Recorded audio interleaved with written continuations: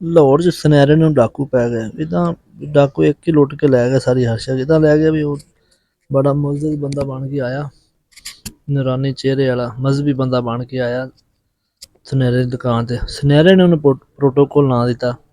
ਉਹ ਅੰਦਰ ਆ ਕੇ ਬਹਿ ਗਿਆ। ਥੋੜ੍ਹੀ ਦੇਰ ਹੋਈ, ਇੱਕ ਨੌਜਵਾਨ ਖੂਬਸੂਰਤ ਕੁੜੀ ਆਈ।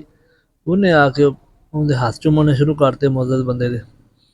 ਸੁਨਿਆਰਾ ਵੇਖ ਕੇ ਬੜਾ ਪਰੇਸ਼ਾਨ ਹੋਇਆ। ਉਹਨੇ ਆਖਿਆ ਹੋਏ ਕੌਣ? ਉਹਨੇ ਆਖਿਆ ਇਹ ਤਾਂ ਬੜੀ ਪਹੁੰਚੀ ਹਸਤੀ ਆ, ਇਹ ਤਾਂ ਬੜਾ ਕਾਬਲ ਬੰਦਾ। ਉਹਨੇ ਆਖਿਆ ਮੇਰੇ ਕੋਲੋਂ ਗਲਤੀ ਹੋ ਗਈ। ਉਹਨੇ ਉਹਨੂੰ ਪਾਣੀ ਸ਼ਾਣੀ ਪਿਆਇਆ, ਬੋਤਲ ਪਿਆਈ। ਤੇ ਉਹਨੇ ਆਖਿਆ ਜੀ ਸਾਡੇ ਵਾਸਤੇ ਵੀ ਦੁਆ ਕਰ ਚਲੋ। ਉਹਨੇ ਆਖਿਆ ਮੈਂ ਹੁਣ ਚੱਲਾਂ। ਉਹਨੇ ਆਖਿਆ ਨਹੀਂ ਸਾਡੇ ਵਾਸਤੇ ਕੁਛ ਕਰੋ।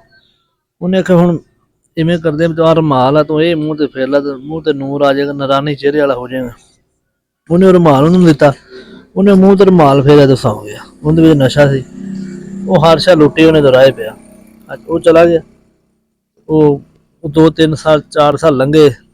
ਉਹਨੇ ਉਹ ਲੋਕਾਂ ਕੋਲ ਹਦਾਰੀ ਸਦਾਰੀ ਹਰਸ਼ਾ ਫੜ ਕੇ ਮੰਗ ਬਿਨ ਕਰਕੇ ਜਿੱਦਾਂ ਵੀ ਕਰਕੇ ਉਹਨੇ ਦੁਬਾਰਾ ਦੁਕਾਨ ਦੇ ਵਿੱਚ ਸੋਨਾ ਲਿਆ ਕੇ ਰੱਖਿਆ, ਆਪਦੀ ਦੁਕਾਨ ਚਾਲੂ ਕੀਤੀ। 3 ਸਾਲ ਲੰਘ ਗਏ। ਉਹਨੇ ਹੁਣ ਹੱਥ ਕੜੀ ਲਾਈ ਤੇ ਨਾਲ 2-3 ਨਕਲੀ ਪੁਲਿਸ ਵਾਲੇ ਲੈ ਕੇ ਨਾ ਉਹਦੀ ਦੁਕਾਨ ਤੇ ਪਹੁੰਚ ਗਿਆ।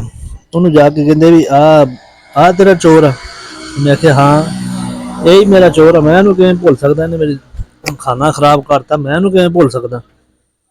ਉਹਨਾਂ ਨੇ ਆਖਿਆ ਵੀ ਬੁੱਗੂਆ ਦੱਸ ਵੀ ਸਾਨੂੰ ਹੋਇਆ ਕੀ ਸੀ? ਉਹਨੇ ਆਖਿਆ ਵੀ ਐਵੇਂ ਮੈਂ ਆ ਕੇ ਬੈਠਾ, ਇੱਕ ਔਰਤ ਆਈ ਆ ਤੇ ਉਹ ਆ ਕੇ ਹੱਥ ਚੁੰਮਣ ਲੱਗ ਪਈ ਆ। ਤੇ ਮੈਂ ਇਹਨੂੰ ਆਖਿਆ ਵੀ ਬੜਾ ਮੁਅੱਜ਼ਜ਼ ਬੰਦਾ ਲੱਗਦਾ, ਸਾਡੇ ਵਾਸਤੇ ਕੋਈ ਦੁਆ ਕਰ ਦਿਓ, ਸਾਨੂੰ ਕੁਝ ਦੱਸ ਦਿਓ। ਮੈਨੂੰ ਕਹਿੰਦਾ ਵੀ ਆਹ ਰੁਮਾਲ ਮੂੰਹ ਤੇ ਫੇਰ ਲਾ। ਕਹਿੰਦਾ ਹੁਣ ਮੇਰੇ ਕੋਲ ਤਾਂ ਰੁਮਾਲ ਨਹੀਂ ਹੈ, ਮੈਂ ਕਿਵੇਂ ਤੁਹਾਨੂੰ ਦੱਸਾਂ? ਕਹਿੰਦਾ ਵੀ ਉਹ ਪੁਲਿਸ ਵਾਲਾ ਕਹਿੰਦਾ ਵੀ ਆਹ ਰੁਮਾਲ ਮੇਰੇ ਕੋਲ ਲੈ ਲਾ। ਉਹਨੇ ਰੁਮਾਲ ਦਿੱਤਾ। ਉਹਨੇ ਆਖਿਆ ਵੀ ਆਹ ਫੜ ਕਿੱਦਾਂ ਕੀਤਾ? ਉਹਨੇ ਆਖਿਆ ਵੀ ਏਦਾਂ ਰੁਮਾਲ ਇਹਨੇ ਮੈਨੂੰ ਫੜਾਇਆ ਤੇ ਆਹ ਰੁਮਾਲ ਕਹਿੰਦਾ ਏਦਾਂ ਮੈਂ ਮੂੰਹ ਤੇ ਫੇਰਿਆ। ਉਹ ਜਿਵੇਂ ਰੁਮਾਲ ਮੂੰਹ ਤੇ ਫੇਰਿਆ ਉਹ ਫਿਰ ਨਸ਼ਾ ਹੋ ਗਿਆ। ਉਹ ਰਹਿੰਦੇ ਵੀ ਲੁੱਟਦੇ ਹਰ ਸ਼ੇ ਰਾਏ ਪਏ। ਇਸੇ ਤਰ੍ਹਾਂ ਉਹਨੂੰ ਸੁਨਿਆਰੇ ਨੂੰ 2 ਵਾਰੀ ਡਾਕੂਆਂ ਨੇ ਲੁੱਟ ਲਿਆ। ਇੱਕ ਵਾਰੀ ਆਪਦੀ ਗਲਤੀ ਨਾਲ, ਦੂਜੀ ਵਾਰੀ ਅਗਲੇ ਦੀ ਹੁਸ਼ਿਆਰੀ ਨਾਲ।